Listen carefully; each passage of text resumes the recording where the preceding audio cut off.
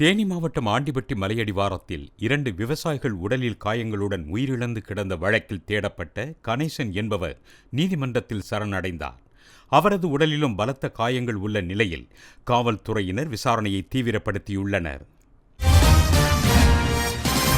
புதுக்கோட்டை மாவட்டம் அறந்தாங்கி அருகே மேல்மங்கலம் கிராமத்தைச் சேர்ந்த 15க்கும் மேற்பட்ட குழந்தைகளுக்கு அம்மை நோய் தாக்கியுள்ளதால் பொதுமக்கள் அதிர்ச்சி அடைந்துள்ளனர். வெயில் காலங்களில் இதுபோன்ற வைரஸ் மூலம் நோய் தாக்கும் என மருத்துவர்கள் தெரிவித்துள்ள நிலையில் கிராமத்தில் மருத்துவ முகாம் நடத்த வேண்டும் என பொதுமக்கள் கோரிக்கை விடுத்துள்ளனர். கொடைக்கானல் மலைச்சாலையில் ஓட்டுநரின் கட்டுப்பாட்டை இழந்து 100 அடி பள்ளத்தில் சுற்றுலா ஊர்தி கவிழ்ந்து விபத்துக்குள்ளானது.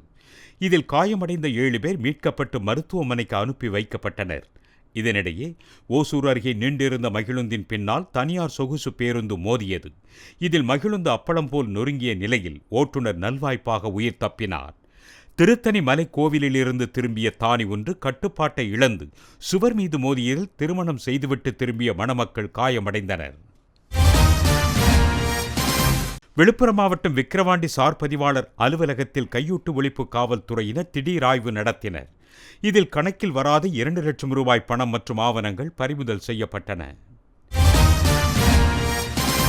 பட்டுக்கோட்டை அருகே மல்லிப்பட்டினம் கடற்கரை பகுதியில் மீன் இனப்பெருக்க திட்டம் தொடங்கி வைக்கப்பட்டது. இந்நிகழ்வில் பங்கேற்ற அமைச்சர் அனிதா ராதாகிருஷ்ணன் தமிழக கடல் பகுதியில் 3 கோடி ரூபாய் செலவில் இந்த திட்டம் செயல்படுத்தப்படுவதாக கூறினார்.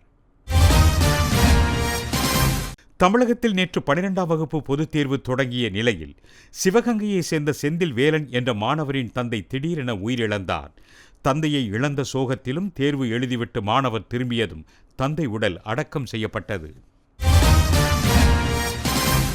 நீலகிரி மாவட்டம் கூடலூர் மலைப்பகுதியில் உள்ள தேயிலை தோட்டங்கள் மற்றும் சாலை ஓரங்களில் ஜரகண்டா மலர்கள் பூத்து குலுங்குகின்றன. பசுமைக்கு மத்தியில் ஊதா நிறத்தில் பூத்து குலுங்கும் இந்த மலர்கள் சுற்றுலா பயணிகளின் கண்களுக்கு விருந்தாக அமைந்துள்ளது. இதேபோன்று கொடைக்கானல் மலைப்பகுதியிலும் ஜரண்டா மலர்கள் பூத்து குலுங்குகின்றன.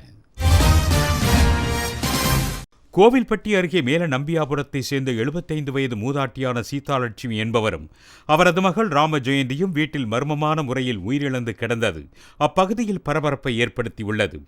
நிகழ்விடத்திற்கு நேரில் சென்று தூத்துக்குடி மாவட்ட காவல் கண்காணிப்பாளர் ஆல்பர்ட் ஜான் விசாரணை நடத்தினார். நகைக்காக கொலை நடந்திருக்கலாம் என்று கூறப்படுகிறது.